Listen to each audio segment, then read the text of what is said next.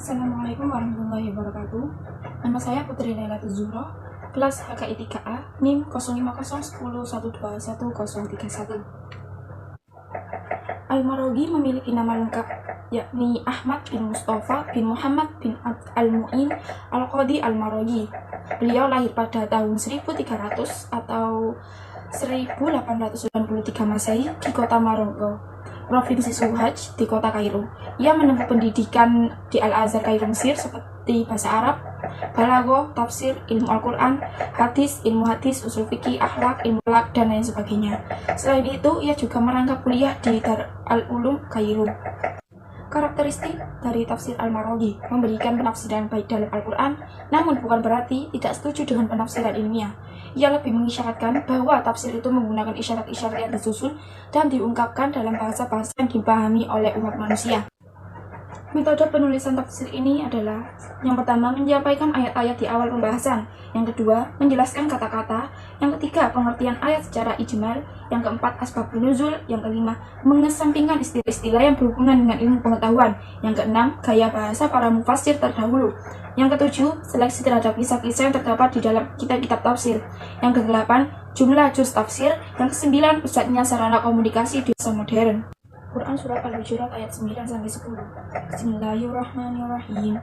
Fa in ta'ifatani minal mu'minina faqtulu faslihu bainahuma fa in baghat ihdahuma 'alal ukhra faqatilul lati tabghi hatta nafiya ilal amrillahi fa in fa'aslihu bainahuma faslihu bainahuma bil adli wa qsitu innallaha yuhibbul muqsitin.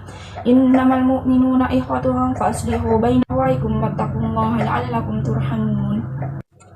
Yang artinya, dan jika ada dua golongan dari orang-orang mukmin berperang, maka damaikanlah antara keduanya.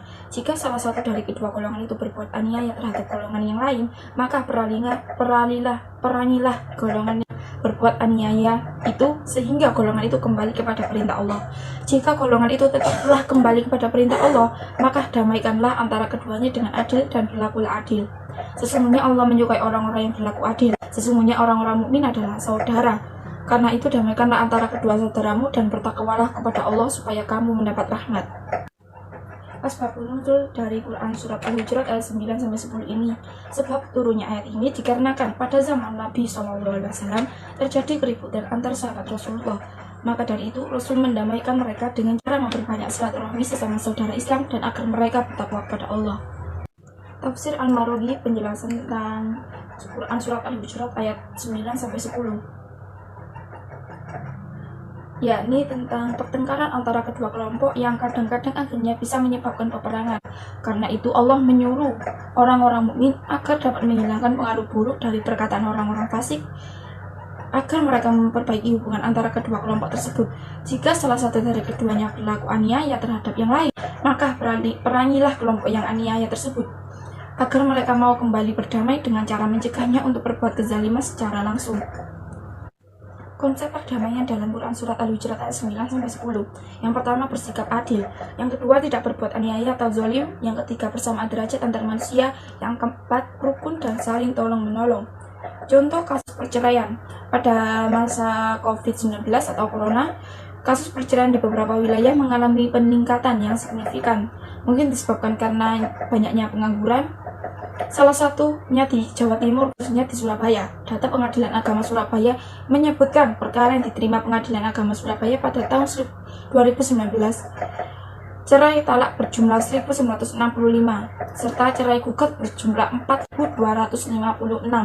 Sedangkan pada tahun 2020, yakni cerai talak berjumlah 1.941 dan cerai gugat berjumlah 4.403. Periode 2019, lonjakan kasus perceraian yang diproses Pengadilan Agama Surabaya berjumlah 6.221. Pada tahun 2020 berjumlah 6.344, yang berarti bahwa mengalami peningkatan sebesar 123 kasus. Mediasi sebagai solusi mengatasi perceraian. Dasar hukum dari mediasi terdapat pada hukum acara di Indonesia yang terdapat dalam pasal 130 Harziana Inlesregment atau HIR. Pasal tersebut menjelaskan penyelesaian sengketa melalui cara damai. Sedangkan pada pasal 130 ayat 1 HIR berbunyi, jika pada hari yang ditentukan itu kedua belah pihak datang, maka pengadilan negeri mencoba dengan perantara ketuanya akan memperdamaikan mereka itu. Selanjutnya di ayat 2 HIR berbunyi, jika perdamaian yang demikian itu terjadi, maka tentang hal itu pada waktu bersidang diperbuat sebuah akte dengan nama dua belah pihak diwajibkan untuk mencukupi perjanjian yang telah diperbuat itu. Maka surat atau akte itu akan berkekuatan dan akan dilakukan sebagai putusan hakim yang biasa. Pada pasal 154 ayat dalam sidang itu juga dibuatkan sebuah akte dan para pihak dihukum untuk menaati perjanjian yang telah dibuat, dan akta itu mempunyai kekuatan serta dilaksanakan seperti surat keputusan biasa. Dasar hukum positif dari mediasi juga terdapat dalam Peraturan Mahkamah Agung Nomor 1 Tahun 2016 tentang prosedur mediasi di pengadilan pada pasal 1 yang menyatakan bahwa mediasi adalah cara menyelesaikan sengketa melalui proses perundingan untuk memperoleh kesepakatan para pihak dibantu oleh mediator.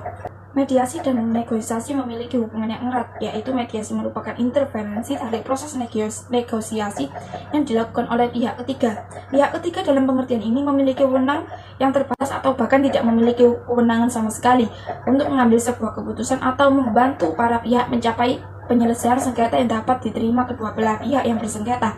Tujuan dilakukan mediasi ini adalah menyelesaikan sengketa pihak pada perwujudan kesepakatan damai yang permanen dan lestari, mengingat penyelesaian sengketa melalui mediasi menempatkan kedua belah pihak pada posisi yang sama, tidak ada pihak yang dimenangkan atau pihak yang dikalahkan. Sekian penyampaian materi dari saya. Apabila ada salah kata, saya mohon maaf yang sebesar-besarnya. Wassalamualaikum warahmatullahi wabarakatuh.